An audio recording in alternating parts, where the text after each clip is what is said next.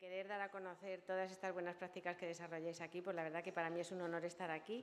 Y agradezco este intermedio del café, porque es que si no, después de esas ponencias tan potentes y luego venir la del Ministerio a contar, pues hombre, es un poco... Así que yo agradezco el café, ya hemos hablado de otra cosa y ahora retomamos la actividad que es estupendo. Yo agradezco también que la ponencia sea a última hora del día, porque a lo largo de toda esta jornada pues, ha habido muchos de los aspectos que vais a ver aquí que han ido apareciendo. En primer lugar, como nuestro secretario de Estado abría esta mañana la jornada, todas estas cosas que surgen del Ministerio pues no surgen de una cabeza pensante, sino que son muchos años de reflexión, de trabajo y, sobre todo, no estamos solos en el mundo, sino que estamos rodeados del mundo. Y ese mundo va en una dirección. Esta mañana se han hecho varias veces alusión a los ODS, que marcaron un antes y un después en todo este trabajo. Y luego hay numerosos documentos desde Europa que nos van marcando la pauta. Como veis, la educación inclusiva se fundamenta en el derecho de todos los niños, niñas y jóvenes a la educación y la formación. La gran clave de la LOMLOE, que también ha salido varias veces, yo también comparto que tenemos una norma que soporta muchas cosas y soporta muchas cosas que nos tienen que animar a esos cambios. Está fundamentada en derechos, en los derechos de la infancia, no solo en los derechos de los niños con discapacidad, no solo en los derechos de los niños migrantes, sino basado en los derechos de los niños, las niñas y los jóvenes. Con lo cual, fundamentalmente, lo que puede aportar la LOMLOE, aparte de otras muchas cosas, es ese estar basado en derechos, que eso además nos obliga, como decía el secretario de Estado esta mañana, es una obligación, es un mandato no solamente a nivel de normas, sino ético. Como veis, en el marco internacional hay diferentes documentos que nos han llevado o que nos siguen marcando la línea. Y fundamentalmente, desde estas recomendaciones del Consejo de Europa, también, justo después de la aprobación de la LOMLOE, se han ido avanzando en medidas que van dirigidas a estas estrategias que ponen aquí. Estrategia integrada y global para el éxito escolar para todo el alumnado. Insisto, no habla para el alumnado con discapacidad, sino para todo el alumnado. Medidas universales y personalizadas. No se habla de la individualización del aprendizaje, se habla de personalización. Es un salto muy importante. Es esa propuesta, esa transformación y ese cambio de mirada. No vamos a ver al niño de manera individualizada, vamos a personalizar nuestra acción educativa. Se trata un poco de transformar esa mirada. No vamos a pensar cómo pueden participar estos niños en la actividad que proponemos, sino cómo vamos a diseñar esa actividad para que puedan participar todo el alumnado que se encuentra en mi aula. Por supuesto, un objetivo fundamental, reducción del abandono escolar. El objetivo fundamental de un sistema educativo, y gracias por esa exposición que hemos tenido antes, me refiero a la del grado del ciclo formativo, ese es el culmen y es el éxito de un sistema educativo que funciona, que capacita a todo el alumnado a poder desenvolverse con autonomía en la sociedad, a poder desempeñar un trabajo con dignidad, a poder elegir. Y eso, al final, es el objetivo final de cualquier sistema educativo.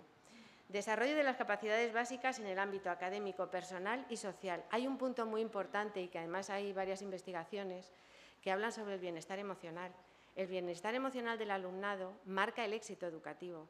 Y el bienestar emocional no es solo que se encuentren bien, es que participen, que permanezcan, que puedan elegir, que tengan amigos, que se sientan escuchados, que puedan participar.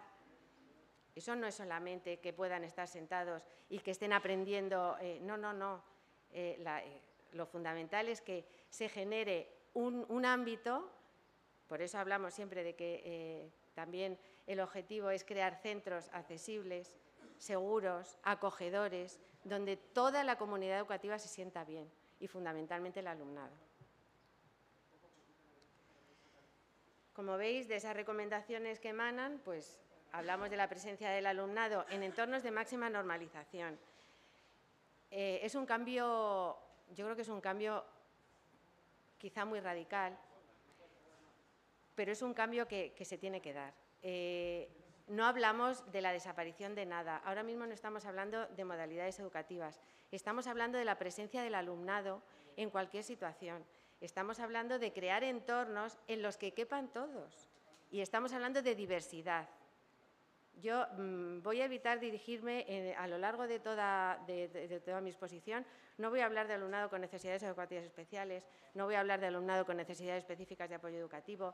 Es verdad que es una terminología a la que estamos muy habituados y que efectivamente aparece en la LOMLOE. Y también un trabajo que se está haciendo desde la Subdirección de Cooperación Territorial es el ver cómo se definen esas categorías diagnósticas. Pero esas categorías diagnósticas no se definen en los centros educativos o en los programas que tenemos en cada comunidad, donde hay que marcar qué es lo que le pasa a cada niño para determinar los apoyos o la respuesta educativa. Se determinan esos datos porque efectivamente a la hora de ofertar recursos, a la hora de proporcionar becas, a la hora, pues es importante saber con qué población contamos, pero eso en ningún momento debe determinar cuál ha de ser la respuesta educativa. La respuesta educativa de cada alumno la determina sus necesidades educativas, no de diagnósticas ni clínicas. Entonces, por eso hablamos de la presencia del alumnado en entornos de máxima normalización y para eso, además, como comentaba ahora hace un momento, es verdad que nuestro entorno educativo, en las escuelas, es un entorno privilegiado y los niños pasan mucho tiempo, pero los niños salen de la escuela. Los niños salen de la escuela al barrio. Hay que crear redes, esas redes que permiten que esos niños puedan seguir jugando en el parque, puedan seguir relacionándose con normalidad, acercarse a las tiendas y comprar, que nadie les mire raro, que puedan relacionarse, que puedan comunicarse independientemente de su idioma, ¿no? También participación y aprendizaje a través de una reducción progresiva de barreras en todos los ámbitos. Yo creo que también en la LOMLOE aparece en repetidas ocasiones la determinación de las barreras. Y en las últimas reuniones que teníamos con todos los representantes de las comunidades autónomas, una conclusión a la que se llegaba se decía, es verdad, hay que definir barreras, pero hablemos de facilitadores. Hablar solo de barreras no nos ayuda a avanzar, lo que nos ayuda a avanzar es definirlas, pero luego cómo se superan y cuáles son los facilitadores que deben permitir que eso siga avanzando. En todas estas líneas de trabajo que se establecieron desde estas recomendaciones, pues desde España se han recibido 2 ayudas técnicas que sí que han permitido también pues, tomar decisiones y vais a ver ahora que un poco las conclusiones de ambas ayudas técnicas han ayudado a definir la buena nueva que vengo a contar aquí hoy, ¿no? Que es ese plan estratégico de educación inclusiva. Esta primera ayuda técnica se hizo desde la OCDE, apoyo para afrontar el abandono escolar temprano en España. Y en este caso iba muy definido pues eso, a la permanencia en el sistema educativo, a evitar la repetición escolar y a la promoción. Como veis, estas fundamentalmente fueron las conclusiones a las que se llegaron, unas áreas de acción que luego hay que seguir determinando en líneas de trabajo. Establecer un enfoque común para identificar los centros vulnerables y orientar los recursos, puesto que otro punto más es en ese no dejar nadie atrás, otro punto fundamental es la equidad, la igualdad de oportunidades para todo el alumnado. Vuelvo a hablar de alumnado, sin apellidos. Área de acción. Segunda, desarrollar la capacidad del profesorado para prestar apoyo a los alumnos diversos, fomentar la inclusión y el bienestar y prevenir abandono escolar temprano. Desarrollar la capacidad del profesorado es fundamental. El profesorado tiene que saber a lo que se enfrenta y tiene que tener herramientas para poder manejar cualquier situación y eso no se improvisa, lógicamente. Eso es una labor de fondo y es una labor pues que compete a diferentes administraciones y a diferentes ámbitos. Pero es verdad que yo creo que empieza a ser el momento de reclamar esa formación inicial no solamente a nivel de contenidos, sino también a nivel de herramientas inclusivas. Herramientas inclusivas no es tener una formación específica de cada una de las dificultades que puedes encontrar en el aula, pero sí el saber herramientas que te pueden ayudar a detectar, a crear redes, a contactar y a elaborar esa respuesta educativa. Entonces, tanto la formación inicial como la continua es algo que es necesario ya. Área de acción 3, promover intervenciones a nivel escolar y comunitario para apoyar a los alumnos diversos y fomentar la inclusión y la equidad. El entorno comunitario, como os decía, es fundamental. Yo creo que ya hace ya tiempo hemos desterrado la idea de que el centro es una isla y como tal tiene que desarrollarse, no es así. El centro forma parte de un entorno comunitario que ofrece un montón de recursos, un montón de posibilidades y que hay que aprovechar esas comunidades. O sea, esas oportunidades. Hay que crear esas redes, hay que establecer contactos pues, con lo que cada uno tiene en el entorno. Si tampoco hace falta irse más allá, pero efectivamente hay que aprovecharse de todos esos recursos. Seguir fomentando la flexibilidad curricular, una formación profesional atractiva y de calidad y los programas de reincorporación escolar. Una de las primeras actuaciones, según se aprobó la LOMLOE, fue ese desarrollo de las enseñanzas mínimas y ese cambio de currículo. Ese currículo competencial que debe promover esa flexibilización de las enseñanzas y esa enseñanza multinivel y ese definir en cada centro educativo realmente qué es lo que se debe enseñar en ese centro, cuáles son las necesidades de ese alumnado. Yo creo que también es de una riqueza extrema esa autonomía de los centros, el que esta LOMLOE vuelva a soportar otra vez y a decir que los centros educativos tienen la autonomía para crear sus programas de centro, sus programaciones generales de centro y para adaptar esos currículos a lo que ese alumnado necesita.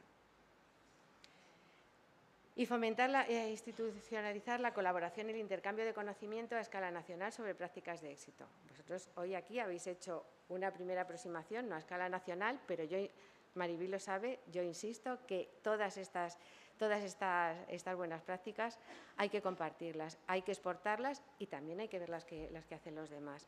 Crear redes de conocimiento. Una de las conclusiones que se llegó con el otro TSI es que el aprendizaje más eficaz es el aprendizaje entre iguales. Hay una formación que tiene que ser básica de base, pero luego hay otros muchos aprendizajes que realmente como los aprendes es trabajando con tu compañero, compartiendo los sinsabores, compartiendo las alegrías, programando juntos, tratando de buscar soluciones, creando redes no solo con tus compañeros afines, sino con todos los ámbitos que puedan estar relacionados en un momento determinado con un interés del aula con la que estás trabajando, ¿no? Y la otra ayuda técnica en la que sí que he intervenido de forma más directa ha sido combatir las disparidades en el acceso a la educación inclusiva en Portugal, Italia y España. Este ha sido un proyecto multipaís en el que, bueno, pues somos 3 países con una mirada muy afín a la educación inclusiva, pero a velocidades muy diferentes. Entonces, estos puntos de encuentro han servido pues un poco para poner en valor buenas prácticas que ya se están desarrollando aquí, también aprender lecciones aprendidas de errores que ya se han cometido en otros sitios y al final, fundamentalmente para lo que ha servido es que a través de 5 comunidades autónomas que han trabajado a nivel internacional y dentro de España, pero en esos grupos de trabajo ha habido representantes de todos los implicados, ha habido equipos directivos, ha habido docentes, ha habido tejido asociativo, ha habido familias. Entonces, se ha escuchado la voz de todos los implicados y de ahí se han sacado pues otras conclusiones. Las prioridades que se marcaba España, pues aquí las tenéis. Garantizar una respuesta educativa inclusiva, de calidad. Bueno, pues un poco el poner el énfasis en esas dificultades que después de todos estos años, porque de inclusión se lleva hablando muchísimo tiempo. Si veis, las leyes educativas llevan hablando de educación inclusiva hace mucho tiempo. La LOE sí que hizo una apuesta muy formal, en la LOE ya se hablaba de DUA, pero bueno, pues ha habido grandes pasos, pero también ha habido algún paso atrás. Entonces, en este sentido, pues se ha intentado ver dónde está la raíz del problema, preguntando directamente precisamente a todos los implicados. El tema de los recursos que veis ahí, optimizar el uso de los recursos de apoyo y asignación y distribución del profesorado. Se ha discutido muchísimo porque es verdad que, a ver, y no voy a decir yo que haya recursos suficientes, pero es verdad que muchas veces achacamos a la falta de recursos. Y hay otras veces que es que los recursos están muy mal aprovechados, están mal distribuidos. Si reorganizamos, si redefinimos las funciones de los especialistas, si trabajamos, si realmente nos creemos eso de que trabajar en el entorno normalizado, el trabajo en codocencia, eso puede modificar muchas cosas y puede favorecer muchas dinámicas que pueden favorecer esa enseñanza multinivel y no el especialista está dedicado a 2 o 3 niños, sino que ese especialista está trabajando en codocencia, está proponiendo, está aportando lo mismo, al mismo nivel que el tutor. Bueno, como veis, también se habla de redes de centros. Y luego, el último punto, elaborar indicadores para la evaluación y seguimiento de la efectividad de las medidas de la promoción de la educación inclusiva y la atención a la diversidad que se proponen desde la LOMLOE. Es muy importante evaluar y tomar decisiones en base a esa evaluación. Y para evaluar bien también hay que saber qué es lo que queremos evaluar. Elaborar indicadores, eso es muy importante para ver, por supuesto, si el alumnado promociona, pero si esas medidas inclusivas están funcionando o no. Entonces, bueno, pues un poco con todo este cúmulo de recomendaciones, de compromiso, porque no son recomendaciones, España está comprometida con toda esta normativa, pues es verdad, como decía nuestro secretario de Estado esta mañana, hay una disposición adicional cuarta que insta a las administraciones educativas, junto con el Ministerio, a elaborar y desarrollar un plan en el plazo de 10 años. Hay 2 partes en esa disposición. Dice, primero, dotar de todos los recursos necesarios a los centros y luego seguir prestando la escolarización al alumnado en centros de educación especial. Pero es muy importante esa primera parte, dotar de los recursos necesarios a los centros ordinarios para que puedan dar una respuesta a todo el alumnado. Y con todo esto, con toda esta información, con todas estas recomendaciones y estas conclusiones, pues el Ministerio inició el 29 de enero, se constituyó una ponencia en la que participaron representantes de todas las comunidades autónomas, representantes de las administraciones educativas, de la universidad y del tejido asociativo. En esta primera reunión pues se habló de más detenidamente, pero se hablaron de todas estas bases previas, de todos estos estudios científicos. Hablamos de evidencias científicas, no hablamos de ocurrencias, sino que realmente la idea es que hay que dar pasos estables y serios y eso solamente se consigue haciéndolo desde el conocimiento y la evidencia. Y por supuesto, teniendo en cuenta a todas las partes implicadas. Entonces, en esa primera reunión fue conjunta, pero a partir de ese momento se ha establecido una hoja de ruta en la que, por un lado, se están estableciendo reuniones con los representantes de las comunidades autónomas y, por otra parte, pues, el tejido asociativo, en este caso, por historia previa, hay un órgano colegiado en el Ministerio, que es la Comisión de Educación y Formación Profesional del Foro para la Inclusión Educativa del Alumnado con Discapacidad, que ya estaba constituido. Entonces, el primer paso, bueno, en esta primera ponencia se invitó a otro, para no centrarlo en la discapacidad, porque es un plan que recoge la diversidad. Entonces, se convocaron también a otros representantes de los Ministerios de Derechos Sociales, de otras entidades.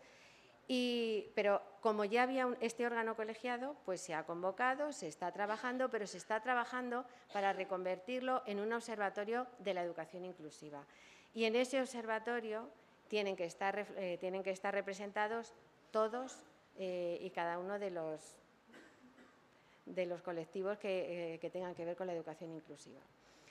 Entonces, por un lado, se siguen desarrollando, se hizo una segunda ponencia el 6 de marzo, donde ya se hizo una propuesta en firme a las comunidades autónomas para que empezaran a reflexionar y valorar un poco esos ámbitos de intervención. Y el 7 de mayo pues iniciamos el trabajo en grupos. Se han establecido 3 grupos de trabajo, se han establecido 3 ámbitos de trabajo en esos grupos y ahí pues se comparte, se discute, se analiza, se propone, con la idea de que cada uno de los ámbitos, dentro de cada uno de los ámbitos surjan o se puedan determinar varios objetivos y dentro de esos objetivos varias líneas de intervención. Este marco y este plan estratégico, evidentemente, tiene que ser un plan general que recoja todas las sensibilidades y todas las aportaciones de todas las comunidades. Pero la idea es desarrollarlo en planes más específicos, una vez que esté aprobado y que esté asumido por todo el mundo y pase los cauces administrativos correspondientes, pues desarrollarlo en planes mucho más concretos, ya así asociados a una memoria económica y a unos pasos muy determinados. Entonces, como veis, se sigue trabajando en ambas líneas. Otra buena noticia es que se van a convocar foros de participación en los que vais a estar todos invitados. Si alguno tuvo la posibilidad de participar en los foros que se elaboraron cuando el diseño curricular, desde el Ministerio se planteaban unos foros en los que pues primero había una exposición más o menos, y en este caso va a haber una exposición de lo que se está trabajando en los ámbitos, pero va a ser un foro abierto para que pues, desde el ámbito de la docencia, desde el ámbito del tejido asociativo, pues se hagan todas las aportaciones que se consideren, ¿vale? De todo esto surgirá este plan estratégico y como novedad, pues ese observatorio de la educación inclusiva. Por lo que hoy vengo a presentar algo que ya ha empezado a funcionar, que, bueno, por una parte decía, es que las ponencias anteriores es todo tan concreto, tan así, esto parece que es más general, pero es verdad que ya se están empezando a dar pasos.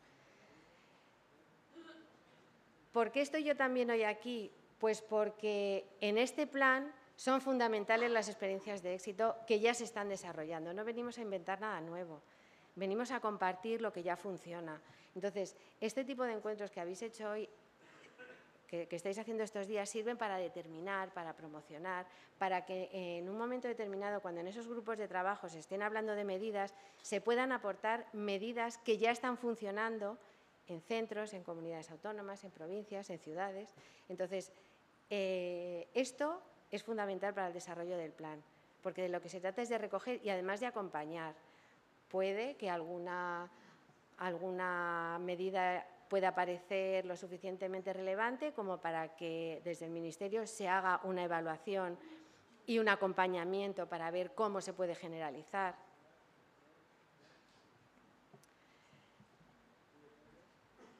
Las dimensiones que tiene que recoger este plan, pues como sabéis, se repite por activa y por pasiva que el objetivo fundamental es la participación, la presencia y el aprendizaje de todo el alumnado. Eso se concreta en unos ámbitos muy determinados y que, por supuesto, se van a someter a ese análisis, a esa reflexión y a esas propuestas. El sentimiento de pertenencia, además, está puesto con toda la intención el primero de todos. Al final, el sentimiento de pertenencia es lo que determina si un alumno está contento, está satisfecho, es feliz en el centro educativo. El alumno y su familia, porque en todo momento y a lo largo de, pues cuando vayáis conociendo un poco las elaboraciones, continuamente se habla de comunidad educativa, porque no entendemos un plan estratégico sin todos los implicados, familias, tejido asociativo, entorno comunitario y alumnado. Relaciones y amistades, pues lógicamente al centro educativo se va a hacer amigos y hay muchas veces que nos encontramos con muchos niños que no tienen amigos. Pues eso es un objetivo fundamental. Acoso y convivencia positiva, claro que hay que hablar de acoso, porque como decíais en la ponencia anterior, como decía Nico, hay muchísimas situaciones de acoso y hay que atajarlo. Hay que prevenir fundamentalmente, pero una vez que suceden hay que saber detectarlas y hay que saber actuar, hay que saber intervenir. Autodeterminación. Pues el objetivo de la educación es que crear personas con capacidad de decisión, con capacidad de saber qué quieren hacer con su vida, de desenvolverse como personas, de crear ciudadanos democráticos y con una capacidad de participar en esa sociedad. Y, por supuesto, el tema del ausentismo. Es fundamental. El secretario de Estado esta mañana hacía alusión a que se están bajando, pues bueno, se han hecho diferentes líneas de actuación, pero está claro que todavía hay que seguir trabajando en esto, pues porque, bueno, además hay zonas en las que a lo mejor la oferta de trabajo es más atrayente que el seguir estudiando y hay mucho alumnado que abandona antes de tiempo. Entonces, hay que promover ese aprendizaje a lo largo de toda la vida y hay que promover que ese aprendizaje pues sea para todos. En cuanto a la presencia, el acceso, bueno, es que son muchísimas las ideas que hay que recoger en muy poco tiempo. En cuanto al acceso, hablamos de equidad, todos con igualdad de oportunidades, pero otra línea de trabajo que se está desarrollando muy importante es el acceso escolar temprano, que también hay evidencias científicas que demuestran que cuanto antes se accede al sistema educativo, sobre todo en alumnado vulnerable, pues mejores resultados escolares tienen. Entonces, ese apoyo a esa creación de plazas 0-3, con una dotación de recursos acorde, por supuesto, porque hablamos de una etapa que también requiere de especialistas y que también requiere de una respuesta educativa diferenciada. En el caso de la permanencia, pues lo que os decía, mantenerse en el sistema educativo, da igual cuál sea el itinerario. Hemos tenido la suerte también de desarrollar un programa que, bueno, pues al final estaba financiado por el MRR y no se ha podido continuar. Un programa de acompañamiento en el que lo fundamental era, en alumnado altamente ausentista, el acompañarle a él y a su familia en darle otras alternativas y el procurar que acabe un itinerario formativo, el que sea. Se trata de dar oportunidades y de lo que se trata es, si la ESO se hace bola, vamos a buscar otra línea que si a lo mejor luego se reengancha a los estudios formales, pero vamos a intentar darle una alternativa y sobre todo que confíe en el sistema educativo, que confíe en que realmente es bueno para él, y, al igual que su familia. Y la composición del centro. No hemos hablado, pero bueno, yo creo que ha quedado hoy evidente ese trabajo tan estupendo que hacéis en los centros, esa capacidad de liderazgo de los equipos directivos, que sin esa capacidad de liderazgo es muy difícil desarrollar medidas que impliquen a todo el profesorado, a todo el claustro. Ese liderazgo que además tiene que ser un liderazgo con una formación también muy específica, pues en esas medidas inclusivas. Hay muchas veces que hay mucha intención, pero realmente no hay herramientas. Entonces, hay que dar esa formación. Pues, a ver, os adelanto que alguna propuesta que se hacía el otro día es que en esa formación para equipos directivos quizá no hay que esperar a que ya estén ocupando el puesto, sino previamente hacer esa formación específica en educación inclusiva, que realmente sí que dé esas herramientas y que una vez que ese equipo directivo llega al centro ya tiene claro hacia dónde ir, ¿no? Y por último, en el aprendizaje, el logro, progreso y resultados.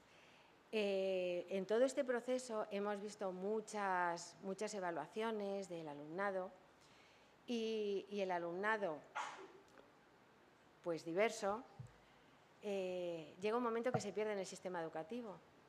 Se pierde, o no promociona, o no titula. Hay un referente a nivel mundial, que es Gordon Porter, que ha participado con nosotros en estas ayudas, que decía algo muy significativo y decía: yo de lo que me tengo que preocupar cada día en mi aula es de qué ha aprendido cada uno de mis alumnos, porque todos tienen que haber salido con algo aprendido, lo que sea. Entonces, ese es mi reto de cada día, que todos y cada uno de mis alumnos aprendan cada día algo y que ese algo que aprendan les sirva para ser personas y para lograr esa autonomía y esa autoestima. Y por último, pues aquí os recojo los desafíos en los que se va a basar este plan estratégico de educación inclusiva. También está puesto intencionadamente abajo, en la base, promover cambios en la cultura, la organización y gestión de los centros, así como en el desarrollo del currículo para afianzar los avances hacia una educación más inclusiva que mejore la presencia, la participación y el aprendizaje de todo el alumnado. Ese cambio de cultura es fundamental, ese cambio de mirada.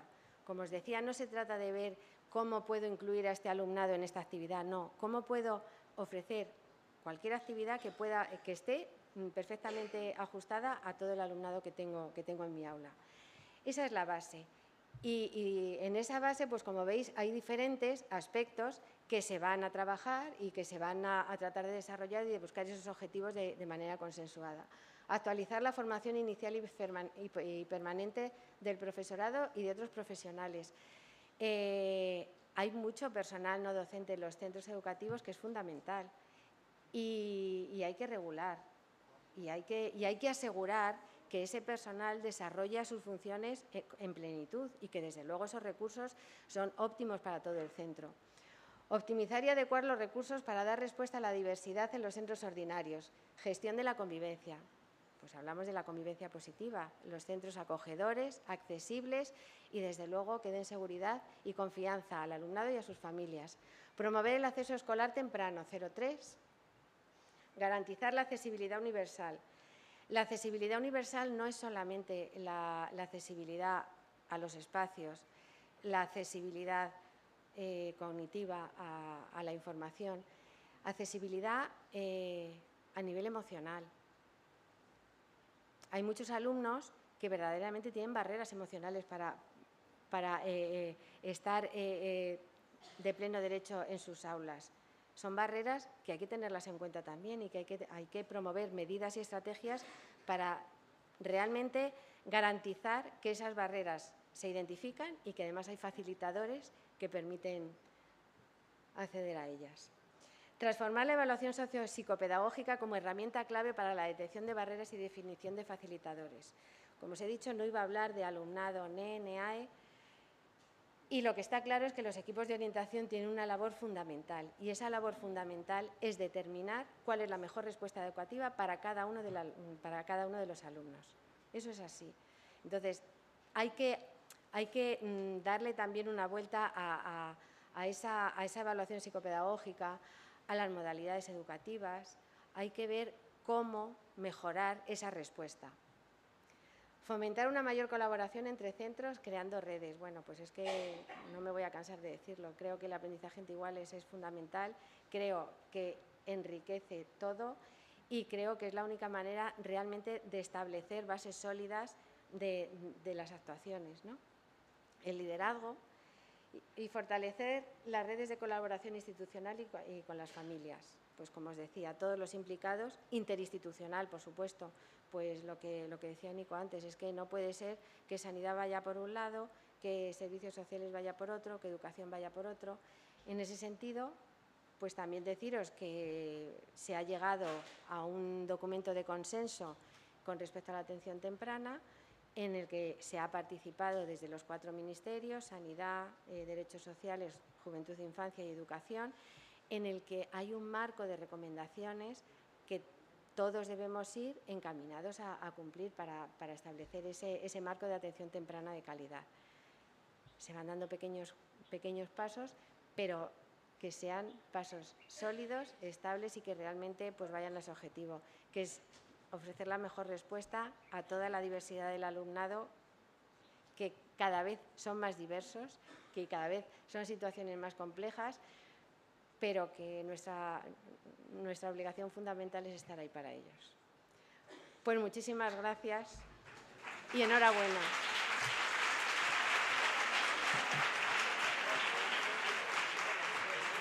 Bueno, como se nota que era la jefa, no le hemos cortado en toda la tarde.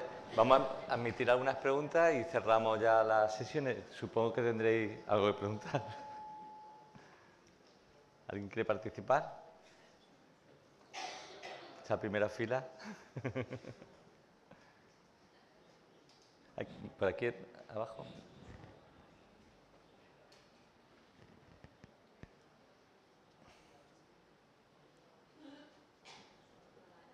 Agradecerte que hoy nos hayas acompañado desde la Dirección General de Evaluación y Cooperación Territorial del Ministerio y ser conscientes de que poner en marcha un plan de este nivel, ¿no?, como es el Plan Estratégico Inclusivo Estatal, ¿vale?, trabajar codo con las comunidades autónomas, con diferentes sectores.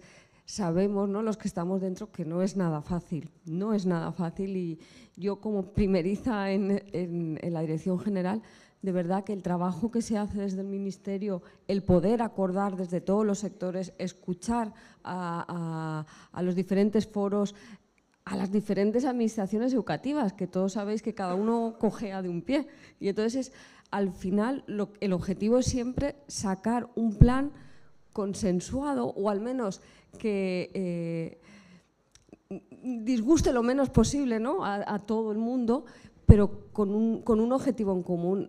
No sé si la sensación que tenéis cuando empezáis a trabajar es que es verdad que todos los que se sientan en las mesas, todos tienen el mismo objetivo, con lo cual ahí ya es súper importante, ¿no?, porque dices, bueno, todos queremos llegar a lo mismo, vamos a ver cómo lo hacemos y cómo lo hacemos que sea fácil para todos. Es un trabajazo lo que estáis haciendo desde la Dirección General, daros la enhorabuena. Sé que muchas veces nosotros, los docentes, no lo ponemos fácil, porque con una compañera tomando el café siempre decimos que los docentes, ¿no?, nos atrevemos a hacerlo todo, que al final, no es verdad, nos piden, lo hacemos, más diversidad, lo hacemos. Eso sí, como dice en mi pueblo, bufamos por el pasillo, tenemos que cambiarnos, pero al final, ¿no?, sacamos todo el trabajo, y si las aulas y las metodologías están funcionando, porque los docentes no lo creemos, y creemos y partimos de, como hemos dicho, de un mismo objetivo: trabajar solo para ellos y ellas, nuestros alumnos. O sea que muchísimas gracias.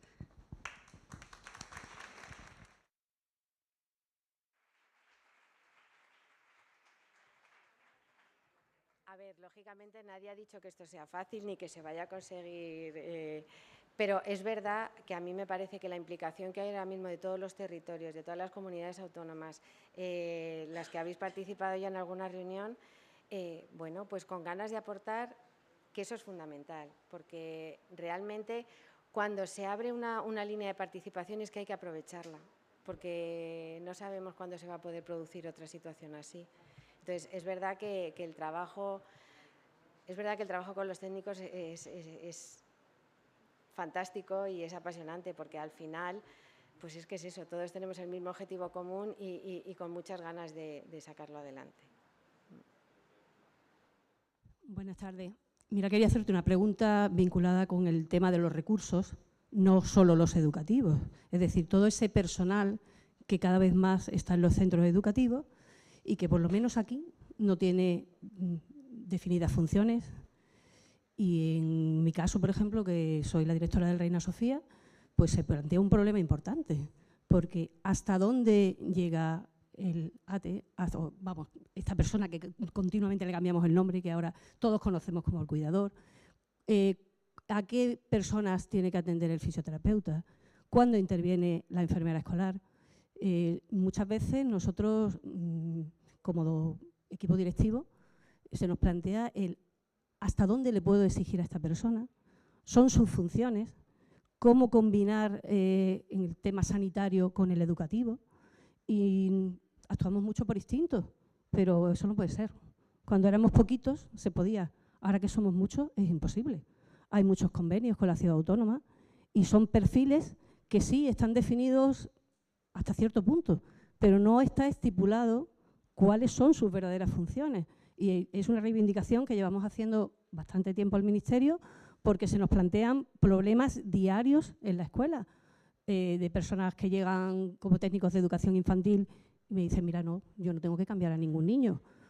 Cuidadores que no quieren estar dentro del aula. Entonces, ¿hasta dónde y cómo tenemos que, dentro de nuestros proyectos educativos, reflejar cuáles son las funciones reales de ese personal? Creo que a día de hoy es imprescindible.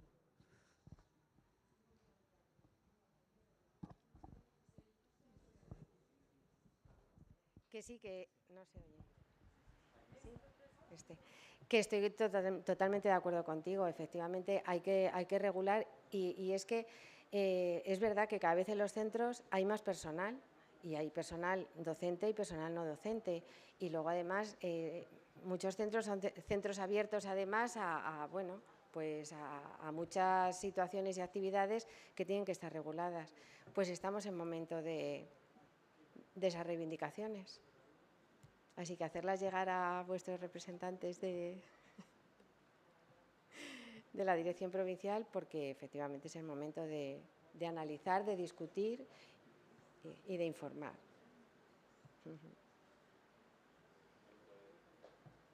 Yo creo que lo vamos a dejar aquí. Recordaros a todos que al salir tenéis que firmar y mañana nos vemos todos a las 9:30 aquí. Muchísimas gracias y buenas noches.